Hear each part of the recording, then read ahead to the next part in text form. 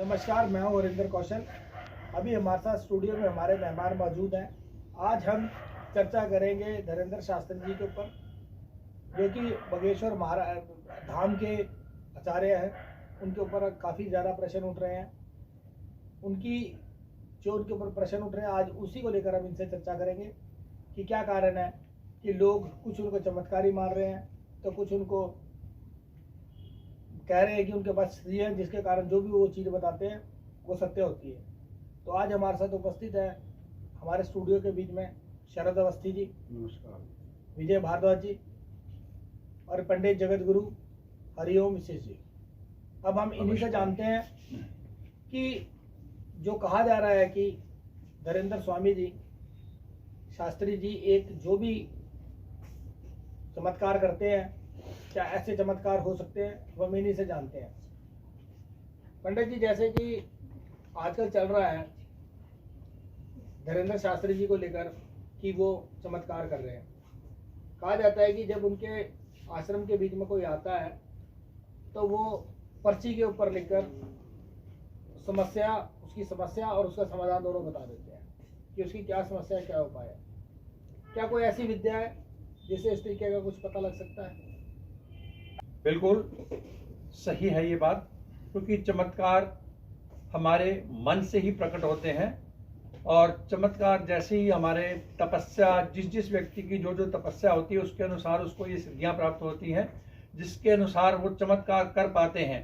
और ऐसा हर किसी को नहीं उपलब्ध होता, हर किसी व्यक्ति को ये चमत्कार करने के लिए नहीं मिल सकते हैं। ये एक पावर है, स्पिरिचुअल पावर है। इसका इस्तेमाल वही व्यक्ति कर सकता है जो गुरु और अपने इष्ट का आशीर्वाद प्राप्त कर लेता है और ये सिद्धियां उसके पास आनी शुरू हो जाती हैं। जैसे बागेश्वर धाम जी महाराज श्री कृष्ण चंद्र शास्त्री जी हैं, तो इन्होंने जो भी किया है वो अपने गुरु और अपने इनके इष्ट कौन है? इनके इष्ट श्री हनुमान जी हैं। और विशेष जी, मैं आपसे जानना चाहूँगा, अपना विजय भारद्वाज जी, मैं आपसे जानना चाहूँगा कि जैसे कि इनको कहा गया है कि हनुमान जी के भगत हैं, हनुमान जी की भक्ति करते हैं, क्या हनुमान जी के पास भक्ति करने से इस प्रकार की कोई ऐसी सिद्धियां प्राप्त होती हैं क्या? देखिए, हमारे शास्त्रों में अष्ट सिद्धि और 9 निधि बताई गई हैं और इनको प्राप्त करने के लिए बहुत तपस्या तप करना पड़ता है। और बागेश्वर धाम के जो महाराज जी हैं धीरेंद्र शास्त्री जी, उनको उनके दादा गुरु जो सन्यासी बाबा हैं, उन्होंने उनको ये सिद्धि प्राप्त कराई है और उन्होंने परिश्रम करके तप करके इस सिद्धि को प्राप्त किया है। और बालाजी महाराज का तो 4 युग में उनका प्रताप है, हनुमान जी महाराज का, तो पॉसिबल है ये। अवस्थी जी, मैं आपसे जानना चाहूँगा कि जैसे कि कहा जाता है कि उनके यहाँ पर एक पत्रकार जो कि एक बड़े चैनल से थे, उन्होंने आके उनके चरण पकड़ लिए और उन्होंने धीरेंद्र शास्त्री जी ने उसके सारे परिवार के बारे में, उसके चाचा जी के बारे में बता दिया। तो ये ऐसा भी तो हो सकता है कि शायद उनसे पहले मिले हों या उनके व्यक्ति हों? देखो, इस बारे में तो हम लोग कुछ नहीं कह सकते। बाकी 2 प्रकार की शक्तियाँ होती हैं, एक तो जो हम खुली आंखों से देख सकते हैं, दूसरा जो हमारे अंतर मन से देख सकते हैं। जैसे कि उनके धीरेंद्र कृष्ण शास्त्री जी के जो गुरु हैं, उनका नाम है रामभद्राचार्य जी। उन्होंने किसी प्रकार की कोई पुस्तक का ज्ञान नहीं लिया, सिर्फ सुन करके उनको और रामायण का, भगवत गीता का, इन सभी का पुस्तकों का ज्ञान हुआ। जब राम मंदिर के लिए सबूत के लिए उनको बुलाया गया तो उन्होंने एक एक पृष्ठ पर क्या क्या लिखा हुआ है वो सुप्रीम कोर्ट में जाकर उन्होंने एक एक चीज का सबूत दिया। तो धीरेंद्र कृष्ण शास्त्री जी के ऊपर जो आरोप लग रहे हैं वो सत्य हैं या असत्य हैं, उनके बारे में कुछ नहीं कहा जा सकता, क्योंकि भगवान की महिमा को कोई नहीं जान सकता। हनुमान जी महाराज ने भी भगवान राम की सेवा करके ही अष्ट सिद्धियों 9 निधियों को प्राप्त किया था। विशेष जी, जैसे कि आप जानते हैं कि मैं आपको ऐसे चमत्कार भी दिखा सकता हूँ। यहाँ पर कुछ लोग ऐसे बच्चे भी हैं जिनकी आंखों पर पट्टी बांध दी जाती है और वो पट्टी बंधने के बावजूद भी 7000 भाषाओं में किसी भी भाषा का अनुवाद कर देते हैं, पढ़ देते हैं और उस किताब में ये भी बताते हैं कि इसमें कितने पन्ने हैं। आंखों में पट्टी बंधी होती है और उसका हमने रियलिटी चेक भी किया, आंखों पे अपने पट्टी बांध के देखा कि उसमें कुछ दिखता नहीं है। तो क्या उनको भी इस प्रकार की वो सिद्धि प्राप्त है? बिल्कुल सिद्धियां प्राप्त होती हैं। ये दो प्रकार की शक्तियां होती हैं, परा और अपरा। अर्थात कहने का तात्पर्य एक सुर जो देव प्रवृत्ति जो होती है, एक तो देविक सिद्धि होती है और दूसरी जो होती है असुर शुद्धि होती है। मतलब नेगेटिव और पॉजिटिव दोनों प्रकार के, साइंस के हिसाब से देखा जाए तो नेगेटिव और पॉजिटिव दोनों प्रकार की एनर्जी होती है। अब किसी के पास पॉजिटिव एनर्जी है और किसी के पास नेगेटिव एनर्जी है, उसी के साथ वो अपने ही वक्तव्य को व्यक्त करता है। वास्तव में जो शक्तियां हैं वो दो भावों में चलती हैं, एक अव्यक्त भाव और एक व्यक्त भाव। व्यक्त भाव में साइंस मानता है और पूरा देश पूरा संसार मानता है जो व्यक्त भाव में शक्तियां चलती हैं, और जो अव्यक्त भाव में शक्तियां चलती हैं उसको परमात्मा की शक्ति कहा जाता है। वो अव्यक्त भाव से ही चलती है। जैसे मान लीजिए आप किसी भी प्रकार का कोई भी ऐसा क्लू मिल जाता है, जैसे साइंस में जो भी हो रहा है, जो घट रहा है, ये परमात्मा की शक्तियां ही तो है। जो ये बादल बन रहे हैं, बारिश हो रही है, ये सूर्य निकल रहा है, ये परमात्मा की अदृश्य शक्तियां हैं जो ये काम कर रही हैं। ये विधि का विधान बना हुआ है, इस विधि के विधान के अनुसार ही सब संसार में सब कुछ हो रहा है। इसमें क्या बड़ा, कुछ में ऐसा तो कुछ भी नहीं है, इसमें बड़ा कुछ भी नहीं है, ये शक्तियां होती हैं। पंडित जी मैं भी आपको बात आऊंगा। भारद्वाज जी आप ये बताइए कि जैसे एक बाबा हुए जो आपने देखा हुआ टीवी के बीच में, क्योंकि सनातन धर्म को ये लोग, कुछ एक बाबा ऐसे हैं जिनकी वजह से, मैं शायद गलत भी हो सकता हूँ, लेकिन सनातन धर्म की छवि खराब हो रही है। एक बाबा टीवी पर आते हैं जो कि ये कहते हैं कि भाई आपने मेरे को ये समोसा क्यों दिख रहा है, अरे ये लाल चटनी क्यों आ रही है, आपने हरी चटनी से समोसा खाता है इसलिए आपकी जो है कृपा रुकी है। तो क्या इस तरीके का भी कुछ होता है कि खाने पीने से भी शक्तियाँ रुकती है? देखिए, जो निर्मल दरबार की जो हम बात आपको बता रहे हैं, वो किसी भी सनातन धर्म से नहीं, उनका कोई ताल्लुक है उनसे। वो तो बस अपना और वो दिखावा करना, उनके तो कोई ऐसी शक्ति नहीं थी, ना कोई वो बाबा है। वो तो बस ऐसे ही उन्होंने अपना निर्मल दरबार बना लिया था। सनातन धर्म से उसका कोई मतलब नहीं है, और ऐसी कोई शक्ति नहीं है जो चटनी खाने से, समोसा खाने से जो प्राप्त हो जाती है। प्राप्त हो जाती है। अवस्थी जी अगर आप बताएंगे, आप जो धीरेन्द्र शास्त्री जी को जो इनकी जो छवि को खराब किया जा रहा है, इसके पीछे क्या कारण हो सकता है? ये जी इन्होंने भी कुछ परिवारों को क्रिश्चियन से लेकर के और हिंदू धर्म में मतलब अपने घर वापसी करवाई है।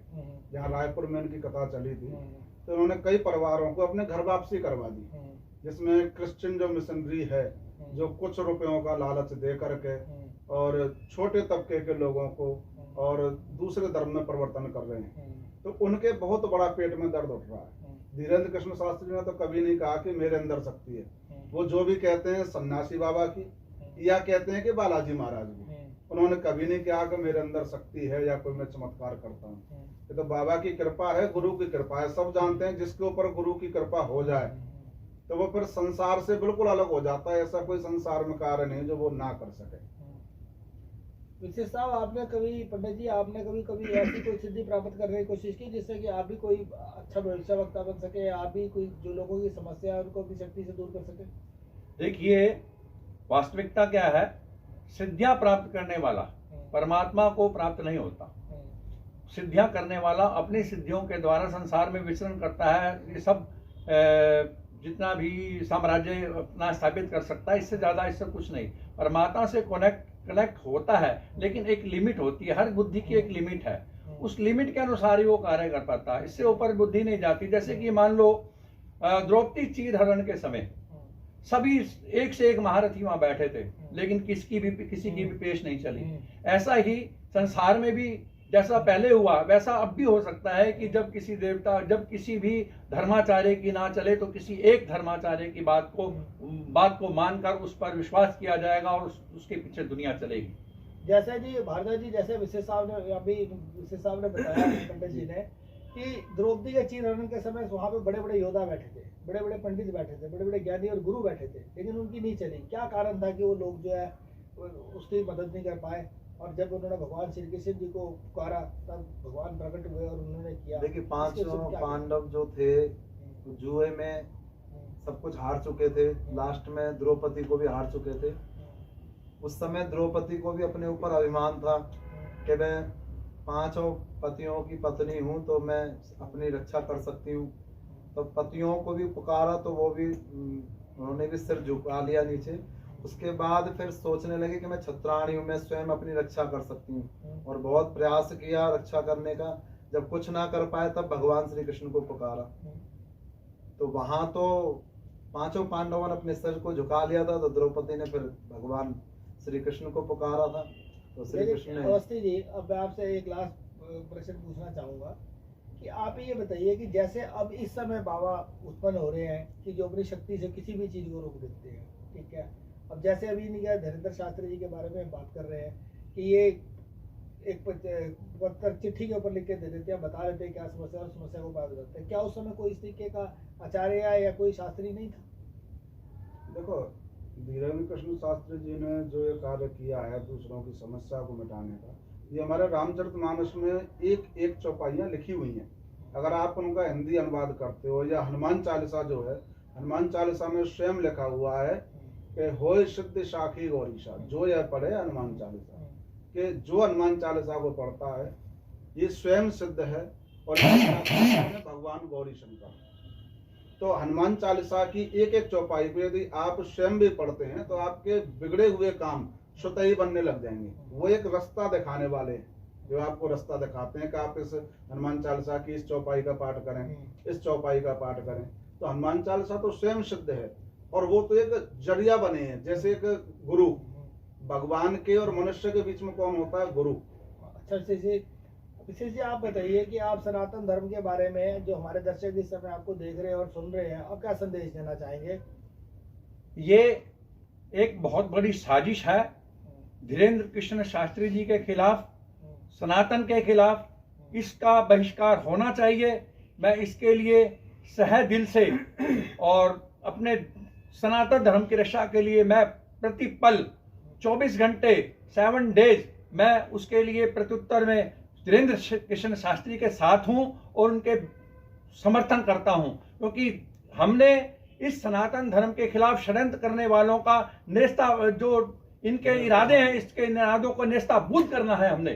भारद्वाज जी, मैं आपसे एक जानना चाहूंगा कि जैसे अभी आप देख रहे हैं कि जोशी मठ जो है वो दिन प्रतिदिन धंसता जा रहा है, वहां पे दीवारों में जो है दरारें आई जा रही हैं, मकान टूटने की कगार पर है। सरकार ने बहुत सारे वहां से मकान खाली करा लिए हैं। ऐसी त्रासदी एक बार केदारनाथ में भी हुई थी, अगर आपको याद होगा। तो क्या आप इसका ये कारण मानते हैं कि जैसे आजकल लोगों की जो है धर्म में आस्था खत्म हो गई है, लोग वहां पर जो केदारनाथ के बिल्कुल पास जो मंदिर अपना होटल बने हुए हैं उनके बीच में जाके कपल्स टहलते हैं, और वहाँ पे एक उन्होंने पिकनिक स्पॉट बना दिया उसको, और वहाँ पे जाके हनीमून के लिए जाते हैं, वहाँ पे शराब पीते हैं, पानी की बोतलें गिरते हैं। क्या आप मानते हैं कि जो इस तरीके की ये कार्यवाहियाँ हो रही हैं इसके कारण वहाँ पे ये त्रासदी आई थी, कि आप मानते हैं कि ये कोई प्राकृतिक का ही होता? देखिए, धर्म की तो हानि होती जा रही है, और इसीलिए सनातन धर्म को हमें और ऊपर उठाना है, और धर्म को भी लोग गिराते जा रहे हैं। जैसे कि तीर्थों को आजकल लोगों ने पिकनिक स्पॉट बना लिया है। तो बहुत जरूरी है इस समय सनातन धर्म को ऊपर उठाने की, और जन जन में इस धर्म का प्रचार प्रसार करने की। सनातन धर्म का प्रचार अभी बहुत है, पर और भी करना है। और जिसको जैसे लोग गिराए जा रहे हैं, क्योंकि मुस्लिम समाज से या ईसाई समाज से वो चाहते हैं कि हमारा जो है वो ईसाई समाज है, पर ऐसा नहीं होने वाला है, और ना ही हिंदू होने देंगे ऐसा। और जी, अब आपसे जानना चाहूंगा कि अब सनातन धर्म को उठाने के लिए क्या कार्य करना चाहिए? आप बताइए कि आज हिंदुस्तान जो है, हिंदू धर्म सबसे पुराना माना जाता है सनातन धर्म, लेकिन आप देखेंगे कि विश्व के बीच में 55 कंट्रीज जो है मुस्लिमों के हैं, इतने ही कंट्री जो है ईसाइयों के हैं, लेकिन भारत जो है सिर्फ एक हिंदुओं का जो देश है, सिर्फ भारत बन के या नेपाल बनकर रह गया। ऐसा क्या कारण है? क्यों सनातन धर्म का जो प्रचार पहले जो हमारी सरकारें रही, ये उनकी कमियां थी, कुछ हमारी कमियां हैं, क्योंकि हिंदू एक नहीं होता। आज समय है सभी हिंदुओं को एक हो जाना चाहिए, सभी सनातनियों को एक हो जाना चाहिए, तभी ये हिंदू राष्ट्र बन पाएगा। क्योंकि सनातन धर्म ही एक ऐसा धर्म है जिसमें पत्थर की भी पूजा होती है, पक्षियों की भी, पेड़ों की, वनस्पति, नदियों की, इंसानों की, गुरु की, बच्चों की, कन्याओं की। ये ही एक ऐसा इकलौता धर्म है जिसमें सबकी सर्वत्र पूजा की जाती है। और आज सनातन धर्म के जितने भी दर्शक हमारे सुन रहे हों, हम उनसे एक ही बात कहना चाहेंगे कि सनातन धर्म को बचाना है तो हम सबको एक होकर के पंडित धीरेन्द्र कृष्ण शास्त्री जी का समर्थन करना है, और हम सभी सनातनी उनका समर्थन सही ढंग से करते हैं। अभी हमारे साथ उपस्थित थे हमारे स्टूडियो के बीच में, आपने बहुत ही ज्ञानी पंडित जी थे, उन लोगों ने सनातन धर्म के बारे में बताया कि क्या कारण है कि सनातन धर्म जो है पूरे विश्व में नहीं फैल पा रहा है, क्या कारण है कि ये जो त्रासदियाँ हो रही हैं, क्योंकि जो लोग हैं वो धर्म से हटकर जो है दूसरे कामों में लग गए हैं, दूसरे आयाशियों में लग गए हैं, धर्म की तरफ किसी का नहीं है। जैसे पहले स्कूलों में धर्म की शिक्षा दी जाती थी, जब डीएवी स्कूल के बीच में धर्म शिक्षा पढ़ाई जाती थी, लेकिन आज आप देख लीजिए कि किसी भी और धर्म का मैं नहीं बात करूंगा इस समय, प्रत्येक धर्म के बीच में, उनके स्कूलों के बीच में धर्म के ज्ञान के बारे में बताया जाता है। लेकिन दुर्भाग्य की बात है कि हिंदू धर्म के किसी भी, सनातन धर्म के किसी भी स्कूल के बीच में सनातन धर्म के बारे में नहीं पढ़ाया जाता, ना ही बताया जाता है। मैं इन्हीं से साथ धन्यवाद करता हूँ और अब बड़ा शुक्रिया कि आप लोग आए, आपने समय निकाला। नमस्कार। नमस्कार।